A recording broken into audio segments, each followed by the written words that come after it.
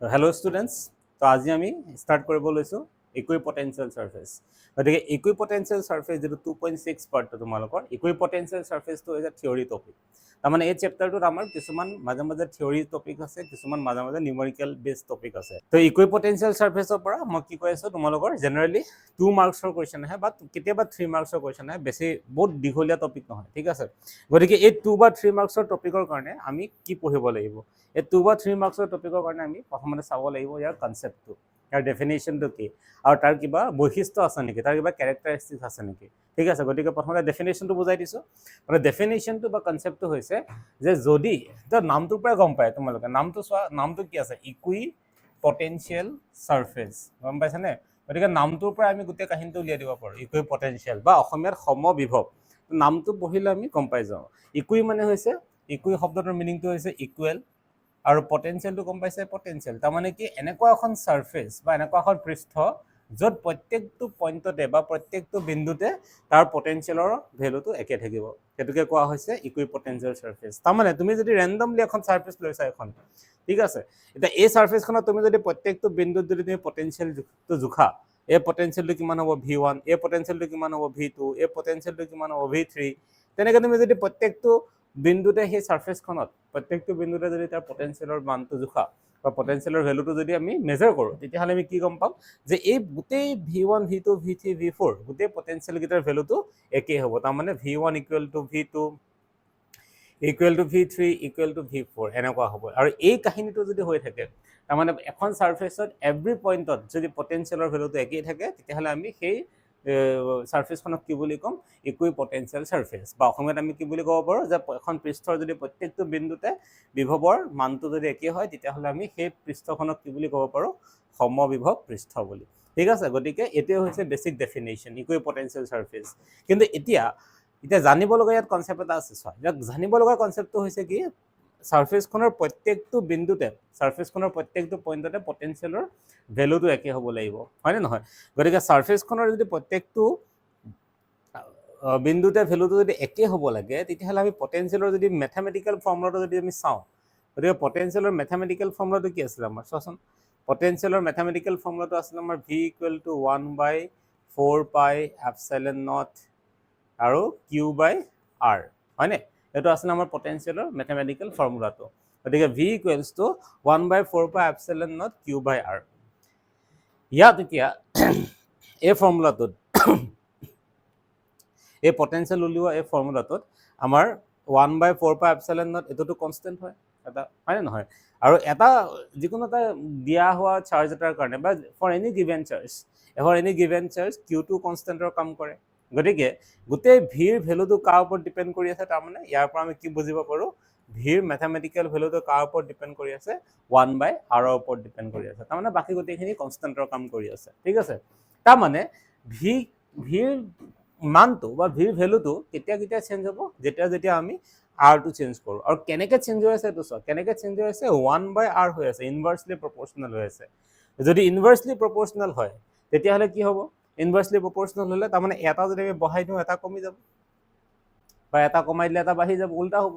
তাৰমানে সেইটো যিয়ে নহওক, মুঠতে ভিৰ ভ্যালুটো কোনে ডিচাইড কৰিব, আৰে ডিচাইড কৰিব। এতিয়া যদি মই V1 equal to V2 equal to V3, আমাৰ যদি গোটেইকেইটা পইণ্টত যদি পটেনশিয়াল একে হয় ইকুইপটেনশিয়াল সাৰফেসত, তেতিয়াহ'লে চব V1ৰ ভ্যালুটো R1ৰ ওপৰত ডিপেণ্ড কৰিব, V2ৰ ভ্যালুটো R2ৰ ওপৰত ডিপেণ্ড কৰিব, আৰু V3ৰ ভ্যালুটো R3ৰ ওপৰত ডিপেণ্ড কৰিব, হয়নে নহয়? গতিকে যদি গোটেইকেইটা ভ্যালু বা গোটেইকেইটাৰ মানটো যদি একেই হয়, তেতিয়াহ'লে আমাৰ R1, R2, R3 এইকেইটাও একেই হ'ব লাগিব মেথমেটিক্যালি, কাৰণ ভি গোটেইকেইটা একে হয় আৰু ভি ডিপেণ্ড কৰি আছে আৰৰ ওপৰত। গতিকে ভিৰ যদি প্ৰত্যেকটো পইণ্টত যদি ভিৰ ভ্যালু একে হয়, গতিকে তেতিয়াহ'লে প্ৰত্যেকটো পইণ্টত আৰৰ ভ্যালু একে হ'ব লাগিব, তাৰমানে পজিশ্যনৰ ভ্যালুটো, ডিষ্টেঞ্চৰ ভ্যালুটো। গতিকে সেই আৰৰ ভ্যালুটো R1, R2, R3 যদি একে হ'ব লাগে, তাৰমানে আমি কি বিচাৰিব লাগিব তেতিয়াহ'লে কনসেপ্টটো, আমি এনেকুৱা এখন সাৰফেস বিচাৰিব লাগিব যোনখন সাৰফেসত আমি য'ৰ পৰা পটেনশিয়ালটো মেজাৰ কৰোঁ তাৰ পৰা প্ৰত্যেকটো বিন্দু সমান ডিষ্টেঞ্চত থাকে, R1, R2, R3 সমান ডিষ্টেঞ্চত থাকে।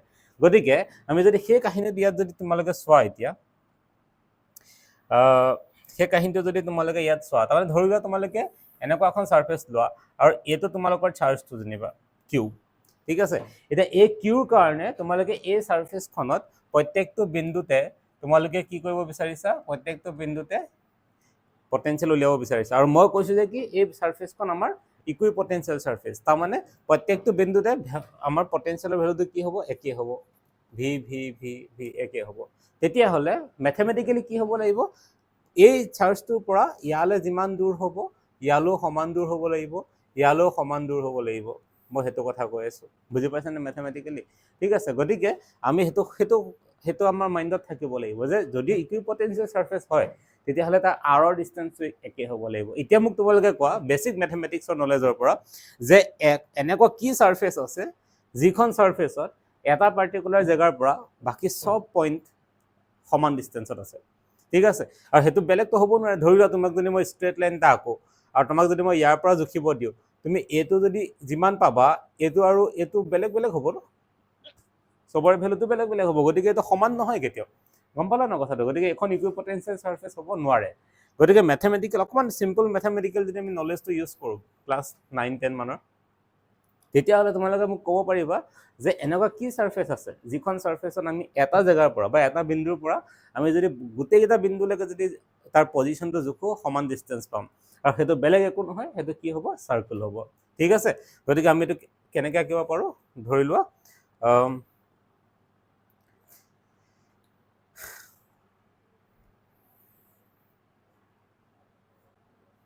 গতিকে আমি এই সাৰ্কেলটো আঁকিব পাৰো দেখিছানে এই সাৰ্কেলটো আঁকিলে কি হ'ব এই সাৰ্কেলটোৰ এটা সেন্টাৰ থাকিব আমাৰ আৰু সেই সেন্টাৰৰ পৰা তুমি সব গোটেইটা ৰেডিয়াছে নহয় জানো হয় নে নহয় তুমি যদি যিফালে যোৱা তুমি সবফালে ৰেডিয়াছে পাবা গম পালা না কথাটো গতিকে সবৰে আৰৰ ভ্যালুটো একে হ'ব গতিকে ইয়াতো যেটো পটেনশিয়াল হ'ব ইয়াতো যেটো পটেনশিয়াল হ'ব ইয়াত যেটো পটেনশিয়াল হ'ব ইয়াত যেটো পটেনশিয়াল হ'ব তো গোটেইটা পটেনশিয়াল কি হ'ব তোমাৰ একে ভ্যালু হ'ব কাৰণ গোটেইটা r টো একে গোটেইটা পজিশনৰ ভ্যালুটো একে গতিকে এই এনেকুৱা যদি আমি এখন পৃষ্ঠা লওঁ বা এনেকুৱা এখন আমি যদি সাৰফেস লওঁ য'ত প্ৰত্যেকটো পইণ্টৰ চাৰ্জটোৰ পৰা যোনটো চাৰ্জৰ পটেনশিয়াল উলিয়াই আছো সেই চাৰ্জটোৰ পৰা প্ৰত্যেকটো বিন্দু বা প্ৰত্যেকটো পইণ্ট যদি সমান দূৰত থাকে বেলেগ বেলেগ ডাইৰেকশনত থাকিব পাৰে বাট সমান দূৰত যদি থাকে আৰু তাৰ যদি আমি ভিৰ ভ্যালুটো চাওঁ পটেনশিয়ালৰ ভ্যালুটো হেতু যদি সমান ওলায় তেতিয়া হলে আমি সেই পৃষ্ঠাখনক বা সেই সাৰফেসখনক কি বুলি কম ইকুইপটেনশিয়াল সাৰফেস বা সমবিভব পৃষ্ঠ বুলি কম ঠিক আছে গতিকে কেতিয়াবা যদি তোমালোকক হেতু প্ৰশ্ন সোধে যে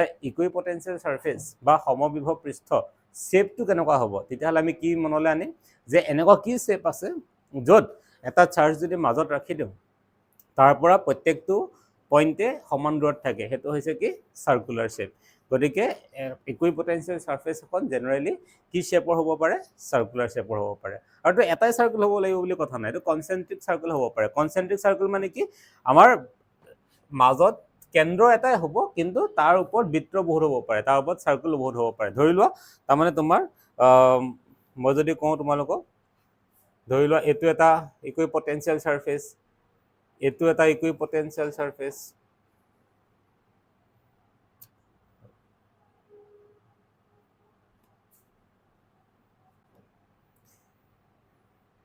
এটো এটা ইকুইপটেনশিয়াল সাৰফেস এবোৰ সব এটা ইকুইপটেনশিয়াল সাৰফেস হয় কিন্তু আমি এটো এনেকৈ আঁকাতকে আমি একদম ইজিকে কেনেকৈ আঁকিব পাৰো মই হাতেৰে আঁকি দেখাই দিছো আমি একেবাৰে ইজিকে কেনেকৈ আঁকিব পাৰো একেবাৰে ইজিকে তোমালোকে চাৰ্জটো মাজত ৰাখি দিলা এটো q1 আমাৰ ঠিক আছে চাৰ্জটো মাজত ৰাখি দিলা তে এখন ইয়াৰ ইকুইপটেনশিয়াল সাৰফেস এখন সেন্টাৰ হ'ব পাৰে এখন ইয়াৰ ইকুইপটেনশিয়াল সাৰফেস এখন সেন্টাৰ হ'ব পাৰে এখন সেন্টাৰ হ'ব পাৰে তাৰ মানে এটাই সেন্টাৰ কেন্দ্ৰ এটাই কনচেন্ট্ৰিক সাৰ্কেল বুলি যেটো কওঁ আমি গতিকে এইবিলাক হৈছে ইকুইপটেনশিয়াল সাৰফেসৰ তোমাৰ দেখিবলৈ কেনেকুৱা হয় গতিকে তোমালোকে কিতাপত চোৱা ভালকৈ ফালে কিতাপত দেখা পাবা এইটো তোমালোকৰ শেপটো ডায়াগ্ৰামটো দিয়া আছে ইয়াত গতিকে ইকুইপটেনশিয়াল সাৰফেসৰ এইটো দেখিছা ন এইটো ডায়াগ্ৰামটো ইয়াত দিয়া আছে তোমালোকৰ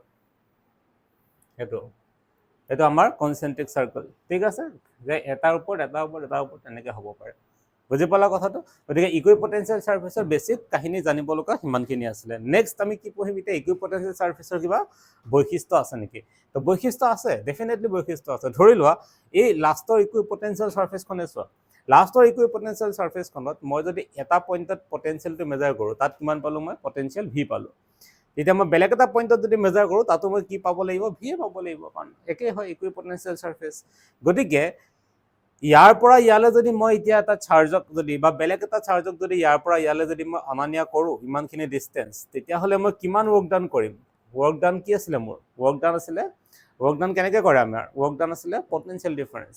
সেইটোৱেতো আমাৰ ডেফিনেশ্যন আছিলে পটেনচিয়েল ডিফাৰেঞ্চৰ। তো ৱৰ্ক ডান আমি ধৰি লোৱা এই পইণ্টটোৰ নাম এটা দি লোৱা বুজিবৰ কাৰণে, এই পইণ্টটোৰ নাম এটা দি ল'লোঁ এ, এই পইণ্টটোৰ নাম এটা দি ল'লোঁ বি, ঠিক আছে? এতিয়া ৱৰ্ক ডান মানে কি বুজাব? আমাৰ এত তাৰ পটেনচিয়েল কিমান আছিলে মাইনাছ বিত তাৰ পটেনচিয়েল কিমান আছিলে, তাৰমানে পটেনচিয়েল ডিফাৰেঞ্চটো, ঠিক আছে? তাৰমানে আমি এইটো কোনটো কনচেপ্ট ইউজ কৰিছোঁ? ৱৰ্ক ডান মানে work done is nothing but potential difference. এইটো আমি ডেফিনেশ্যনতে পঢ়ি আহিছোঁ, হয়নে নহয়? গতিকে পটেনচিয়েল ডিফাৰেঞ্চৰ যিটো ভেলু সেইটো এটা ৱৰ্ক ডানৰ ভেলু। গতিকে ৱৰ্ক ডান কিমান হ'ব? Potential difference V A minus V B, হয় নহয়? ভি মাইনাছ ভি দুইটাত পটেনচিয়েল একেই হয়, গতিকে এইটো কিমান হ'ব? 0। গতিকে এইটো হৈছে প্ৰথম তাৰ জানিবলগীয়া বৈশিষ্ট্য বা প্ৰপাৰ্টিজ, যে এখন ইকুইপটেনচিয়েল চাৰ্ফেচত there is no' work done in moving a charge from one point to another. লিখিব পাৰিবা, বা অসমীয়াত ক'ব গ'লে কি হ'ব আমাৰ? এটা বিন্দুৰ পৰা বেলেগ এটা বিন্দুলৈ এখন সমবিভৱ পৃষ্ঠত কোনো ধৰণৰ কাৰ্য সম্পাদন কৰা নহয়, গম পালা? কাৰণ জিৰ' হয় তাৰ ভেলুটো। গতিকে এইটো হৈছে আমাৰ বেছিক জানিবলগীয়া প্ৰপাৰ্টিজ অফ এ ইকুইপটেনচিয়েল চাৰ্ফেচ, ঠিক আছে? আৰু ছেকেণ্ড কথাটো জানিব লাগে যে ইকুইপটেনচিয়েল চাৰ্ফেচ এখনৰ ডাইৰেকশ্যন কি, তাৰ পৰা ইলেক্ট্ৰিক ফিল্ডৰ ডাইৰেকশ্যন কি, সেইটো সদায় মনত ৰাখিবা। ইকুইপটেনচিয়েল চাৰ্ফেচ এখনত আমি গছ লত যেনেকৈ কৰিছিলোঁ, এখন যদি ইকুইপটেনচিয়েল চাৰ্ফেচ, তো ইলেক্ট্ৰিক ফিল্ডৰ ডাইৰেকশ্যনটো সদায় তাৰ 90 ডিগ্ৰীত যায়, পাৰপেণ্ডিকুলাৰলি যায়, ঠিক আছে? এইটোক আমি ছেকেণ্ড বৈশিষ্ট্য বুলি ক'ব পাৰোঁ, পাৰপেণ্ডিকুলাৰ বুলি, গম পালা কথাটো? 90 ডিগ্ৰী হ'ব। তো এই দুটাই মেইন কথা। আমাৰ ফাৰ্ষ্ট কথাটো কি? ফাৰ্ষ্ট বেছিক কথাটো হৈছে তাৰ যিকোনো দুটা পইণ্টৰ মাজত ইকুইপটেনচিয়েল চাৰ্ফেচত কোনো ধৰণৰ কাম কৰা নহয়, ৱৰ্ক ডান 0। আৰু ছেকেণ্ড কথাটো কি? এখন ইকুইপটেনচিয়েল চাৰ্ফেচত তাৰ ইলেক্ট্ৰিক ফিল্ডৰ ডাইৰেকশ্যনটো কি হয়? সদায় চাৰ্ফেচখনৰ পৰা পাৰপেণ্ডিকুলাৰলি 90 ডিগ্ৰী কৰি পেলাই বাহিৰলৈ ওলাই গুচি যায়, ঠিক আছে? হ'ব। এতিয়া নেক্সট আমাৰ কি আছে? নেক্সট আছে তোমালোকৰ ৰিলেশ্যন বিটুইন ইলেক্ট্ৰিক ফিল্ড আৰু পটেনচিয়েল। গতিকে আমি পটেনচিয়েল আৰু ইলেক্ট্ৰিক ফিল্ডৰ যদি ৰিলেশ্যনটো চাওঁ, ইয়াত তোমালোকৰ কিছুমান শ্বেপ দিয়া আছে, তোমালোকে MCQৰ কাৰণে শ্বেপকেইটা চাই থ'বা। ধৰি লোৱা এইটো কি দিয়া আছে? ফিগাৰ 2.11 দেখিছানে? এইটো এটা ডাইপলৰ শ্বেপ দিয়া আছে, এইটো প্লাছ, এইটো মাইনাছ, তাৰমানে এটা পজিটিভ চাৰ্জ আছে, এটা নিগেটিভ চাৰ্জ আছে, আৰু দুইটা যদি আমি ওচৰ চপাই দিওঁ তেতিয়াহ'লে জেনেৰেলি কনচেন্ট্ৰিক চাৰ্কেলে হ'ব লাগে, কিন্তু প্ৰেক্টিকেল কেছত কি হয়? অকণমান ইফাল সিফাল হ'ব পাৰে। গতিকে সেইটো কাৰণে তোমালোকে এই ডায়েগ্ৰামটো ভালকৈ চোৱা। প্ৰেক্টিকেল কেছত অকণমান যদিও কনচেন্ট্ৰিক চাৰ্কেল হয়, বা তথাপিও এটা ছাইডে অকণমান বহল হৈ গৈছে, এটা ছাইডে অকণমান ক্ষীণাই গৈছে বস্তুটো, গম পালা ন কথাটো? গতিকে এইটো অকণমান ইফাল সিফাল হ'ব পাৰে, বাট ইন জেনেৰেল বস্তুটো কনচেন্ট্ৰিক চাৰ্কেল বুলি আমি মনত ৰাখিম। গতিকে এই শ্বেপকেইটা তোমালোকে চাই থ'ব পাৰা MCQ লেভেলৰ কুৱেশ্যনৰ কাৰণে, কেতিয়াবা আঁকিব দি দিয়ে। নেক্সট আছে তোমালোকৰ 2.6.1ত যে relation between field and potential. আমি ফিল্ড আৰু পটেনচিয়েলৰ মাজত ৰিলেশ্যনটো উলিয়াব লাগে। এইটো একদম চিম্পল এটা ৰিলেশ্যন। কিতাপত মই পঢ়ি চালোঁ NCERT, এইটো বস্তুৱে অকণমান টানকৈ দি দিছে কথাটো, গম পালা ন? মানে আমি ফাইনেলি এই ৰিলেশ্যনটো উলিয়াব লাগে, কিন্তু এই ৰিলেশ্যনটো উলিয়াবৰ কাৰণে আমি বিভিন্ন ধৰণৰ মেথড এপ্লাই কৰিব পাৰোঁ, কিন্তু কিতাপত যিটো দিছে সেইটো অকণমান মই ভাবা মতে অকণমান টান বুলি ভাবিছোঁ। গতিকে মই অকণমান ইজি মেথডটা শিকাই দিছোঁ, ঠিক আছে? ইজি মেথডটা কেনেকৈ কৰিব পাৰোঁ? আমি একেটাক আমি ৰিলেশ্যন বিটুইন ফিল্ড আৰু পটেনচিয়েলৰ মাজত আমি ৰিলেশ্যন উলিয়াব লাগে। গতিকে আমি কি কৰিব পাৰোঁ? আমি ৱৰ্ক ডানৰ কনচেপ্টত যাব পাৰোঁ। ৱৰ্ক ডান দুটা ধৰণে উলিয়াব পাৰি, গম পাইছানে? আমি কেনেকৈ উলিয়াব পাৰোঁ পটেনচিয়েলৰ ক্ষেত্ৰত ৱৰ্ক ডান? এটাতো আমাৰ বেছিক ডেফিনেশ্যনটো কিমান আছিলে? ৱৰ্ক ডান ইকুৱেল টু কি আছিলে? এটা চাৰ্জক তুমি কিমান পটেনচিয়েল দি পেলাই কাম কৰিছা, সেইটোৱে ৱৰ্ক ডান আছিলে। এইটো ক'ৰ পৰা পালোঁ? যদি বুজি পোৱা নাই, এইটো আকৌ এবাৰ মই আৰম্ভণিৰ পৰা কৰি দিছোঁ। পটেনচিয়েলৰ ডেফিনেশ্যনটো কি আছিলে? পটেনচিয়েলৰ ডেফিনেশ্যনটো আছিলে work done in moving A unit charge, W/Q। আৰু ইয়াৰ পৰা আমাৰ W হ'ব কিমান? Q × V, এনেকৈ পালোঁ আমি, ঠিক আছে? এতিয়া মই যদি এইটোতো জেনেৰেল ফৰ্মুলা হয়, মই যদি এইটো সৰু ৱৰ্ক ডান এটা কৰোঁ, একদম স্মল চেঞ্জ ইন ৱৰ্ক ডান, তেতিয়াহ'লে এইটো কি হ'ব? মোৰ একদম সৰু ৱৰ্ক ডান এটা কৰিলে DW = Q × DV, একদম সৰু ৱৰ্ক ডান এটা কৰিছোঁ, ঠিক আছে? এইটো হৈছে মোৰ এটা ৱৰ্ক ডান, গম পালা? ছেকেণ্ড ৱৰ্ক ডানটো কি? সেকেন্ড ৱৰ্কডাউনটো আমি কৰিম ক'ত, যেতিয়া আমি চাৰ্জটো বহুত দূৰৰ পৰা ইনফিনিটিৰ পৰা এই বেলেগ এটা চাৰ্জৰ ফিল্ডৰ ভিতৰলৈ ভৰাম। আৰু আমি অলৰেডি মই ডেফিনেশ্যনত এইটো কথা বুজাই দিছোঁ তোমালোকক যে বেলেগ এটা চাৰ্জৰ ফিল্ডত যেতিয়া আমি সোমাম তেতিয়াহ'লে আমাৰ এইটো কি হয়, এগেইনষ্ট দ্য ফিল্ড ৱৰ্ক ডান হয়। ঠিক আছে, মানে ফিল্ডখনৰ বিপৰীতমুখীভাৱে আমাৰ কাৰ্য সম্পাদন কৰা হয়। গতিকে against the work done, against the field work done কৰিলে কি হয় আমাৰ, গতিকে এইটো আমি ফ'ৰ্চ কিমান ডিষ্টেঞ্চ আহিলে গোটেই কথাখিনি আমি আনিব লাগিব ইয়াত। গতিকে সেইটো ৱৰ্ক ডান কি হয়, সেইটো ৱৰ্ক ডান হ'ব তোমাৰ ক্লাছ 9ৰ যিটো ফৰ্মুলা আছিলে, ক্লাছ 9ত আমি ৱৰ্ক ডান কি পাইছিলোঁ, ৱৰ্ক ডান পাইছিলোঁ force into distance F into R, হয়নে নহয়? হয়তো আমি ক্লাছ 9তে পঢ়ি আহিছোঁ, সৰু ক্লাছতে পঢ়ি আহিছোঁ। এতিয়া এইটো কি বুজাইছে এফ ইনটু আৰে, যে আমি এফ এমাউণ্টৰ ফ'ৰ্চ দিছোঁ এটা চাৰ্জত আৰ এমাউণ্টৰ ডিষ্টেঞ্চ এটা তাক অতিক্ৰম কৰাবৰ কাৰণে। ঠিক আছে, গতিকে W equal to F into R. আৰু এইটো যদি এটা বহুত সৰু ৱৰ্ক ডান হয় ডি ডাব্লিউ, তেতিয়াহ'লে এইটো কিমান হ'ব, এফ ইনটু ডি আৰ হ'ব। ঠিক আছে, বহুত সৰু স্মল চেঞ্জ আৰু মই কৈ আছোঁ বাৰে বাৰে যে এই ৱৰ্ক ডানটো আমি কাৰ লগত কৰি আছোঁ, এটা চাৰ্জৰ লগত কৰি আছোঁ। আৰু সেইটো কেনেকুৱা ৱৰ্ক ডান কৰি আছোঁ, বেলেগ এটা চাৰ্জৰ ফিল্ডৰ ভিতৰত সোমাবৰ কাৰণে কৰি আছোঁ, যিটো এগেইনষ্ট দ্য ৱৰ্ক ডান হয়। ঠিক আছে, মানে বিপৰীতমুখীভাৱে আমি কাৰ্য কৰিব লাগে, আৰু সেইটো বুজাবৰ কাৰণে আমি এটা মাইনাছ লগাব লাগিব। ঠিক আছে, গতিকে এতিয়া D W equal to F D R, এইটো মই আৰু এটা ভাগে লিখিব পাৰোঁ, D W equal to F মানে কি, এফ মানে চেপ্টাৰ 1ৰ পৰা যদি আমি মিলাওঁ, চেপ্টাৰ 1ৰ পৰা মিলালে কি হ'ব, এফ মানে হৈছে Q into E D R. বুজি পালানে? এইটো চেপ্টাৰ 1ৰ নলেজ এটা আমি ইউজ কৰিছোঁ। এফ মানে হৈছে Q into E D R. এতিয়া তোমালোকে ভালকৈ চোৱা, এইটো আমাৰ ডি ডাব্লিউৰ ভেলু হয় আৰু এইটো আমাৰ ডি ডাব্লিউৰ ভেলু হয়। গতিকে D W equal two this and D W equal two দিছ। গতিকে আমাৰ কি কৰিব পাৰোঁ, আমি দুইটা ইকুৱেট কৰি দিব পাৰোঁ। আৰু দুইটা যদি আমি ইকুৱেট কৰি দিওঁ কি পাম তেতিয়া, Q D V equals to minus Q E D R, হয়নে? দুইটা ইকুৱেট কৰি দিলোঁ, কাৰণ দুইটা ডি ডাব্লিউ হয়। তেতিয়া মই কি পাম, কিউ আৰু কিউ গুচি গ'ল মোৰ, তেতিয়াহ'লে মই কি পালোঁ, E equals to minus D V by D R. গতিকে এইটো হৈছে মোৰ ফাইনেল ৰিলেশ্যন। তোমালোকে চোৱা কিতাপত সেই একেটা ৰিলেশ্যনেই পাইছে, দেখিছা নাই, E equal to minus D V by D R. ঠিক আছে, গতিকে কিন্তু কিতাপত কৰা মেথডটো অকণমান বেলেগ, মই অকণমান টান পাইছোঁ কিতাপত কৰা মেথডটো, তোমালোকে বুজিবলৈ অকণমান টান পাব পাৰা। সেইটো কাৰণে মই কিতাপত পোৱা এনচাৰটোকে উলিয়াই দিছোঁ, বেলেগ এটা মেথড ইউজ কৰি, যিটো বেছি ইজি হয়। গতিকে কেনেকৈ কৰিবা এইটো, কেতিয়াবা যদি আহে এক্সামত, প্ৰথমতে এইটো কাম কৰিবা, V equal to W by Q কৰি পেলাই ডি ডাব্লিউ উলিয়াই ল'বা, then W equal to F R, বেলেগ এটা ৱৰ্ক ডানৰ ফৰ্মুলা, সেইটো কৰি পেলাই এইটো উলিয়াই ল'বা, দুইটা ৱৰ্ক ডান লাষ্টত ইকুৱেল কৰি দিবা, এইটো তোমালোকে এনচাৰ পাই গ'লা। ঠিক আছে, গতিকে এইটো হৈছে তোমালোকৰ একদম বেছি ইজি মেথড এটা, যিটো আমি এপ্লাই কৰিব পাৰোঁ একেটা ৰিজাল্ট পাবৰ কাৰণে। ঠিক আছে, হ'ব। এতিয়া আমাৰ নেক্সট টপিকটো আছে potential energy of A system of charges. ঠিক আছে, 2.7ত আছে। তোমালোকে চাবা 2.8লৈ যদি গৈ থাকা, তোমালোকে ইয়াত কিবা কিবি আছে, তাৰপিছত এটা অংক আছে, তাৰপৰা তোমালোক 2.8লৈ যোৱা, potential energy in an external field, একেটা কথাই, মানে এটাত ফিল্ড এখন আছে, এটাত ফিল্ড নাই, গতিকে একেটা বস্তুৱে আছে। নেক্সট টপিকত আছে 2.8ত। তাৰপিছত তোমালোকে গৈ থাকা 2.8ৰ লাষ্টলৈকে, এইডোখৰলৈকে আছে তোমাৰ ফাইনেল টপিকটো, গম পালা ন, যোনটো আমি 2.29। এতিয়া কথাটো হৈছে, কিতাপত যেনেকৈ দিয়া আছে চব বস্তু সদায় তেনেকেই পঢ়িব লাগিব বুলি কোনো কথা নাই। কেতিয়াবা আমি কথাবিলাক আমাৰ নিজৰ মতে অকণমান চিম্প্লিফাই কৰি ল'ব পাৰোঁ, যাতে আমি পঢ়া বস্তুখিনি ভালকৈ ছিষ্টেমেটিকেলি এলাইন কৰি পেলাই আমি তাক বুজিব পাৰোঁ। তাৰমানে কিতাপত কেতিয়াবা কি হয়, তাহাঁতৰ মেথডটো অলপ বেলেগ ইউজ কৰে NCERT-য়ে। গতিকে আমি কি কৰোঁ, এতিয়া এই টপিকটো এনেকুৱাকৈ আছে, তোমালোকে দুটা বেলেগ বেলেগ টপিকত একেটা কথাকে ভৰাই থৈ দিছে, গতিকে অকণমান দীঘল কৰি দিলে টপিকটো, গতিকে বুজিবলৈ অকণমান কনফিউজিং হৈ যায় ষ্টুডেণ্টৰ কাৰণে। সেইটো কাৰণে আমি কি কৰিব পাৰোঁ, এই বস্তুটো মই পঢ়িবৰ কাৰণে তোমালোকক এটা টেকনিক শিকাই দিছোঁ। এই গোটেই টপিকটো তোমালোকে এটা টপিকৰ আণ্ডাৰত পঢ়িব পাৰা, তেতিয়া কি হ'ব, তোমালোকৰ পঢ়াৰ মেথডটো ছিষ্টেমেটিক হ'ব, প্লাছ বস্তুটো বেছি ইজি লাগিব পঢ়িবলৈ, আৰু মিলাই মিলাই পঢ়িব পাৰিবা যে আচ্ছা এইটো বস্তুত ইয়াত এইখিনি কথা আছে, এইটো বস্তুত এইখিনি কথা আছে। গতিকে গোটেই টপিকটোত মেইন কামটো কি সেইটো চোৱা, এইটো টপিকে হওক বা তাৰ নেক্সট টপিকটোৱে হওক, গোটেই টপিকটোত মেইন কামটো হৈছে কি, আমি এটা বস্তু উলিয়াব লাগে, potential energy of A system of charges.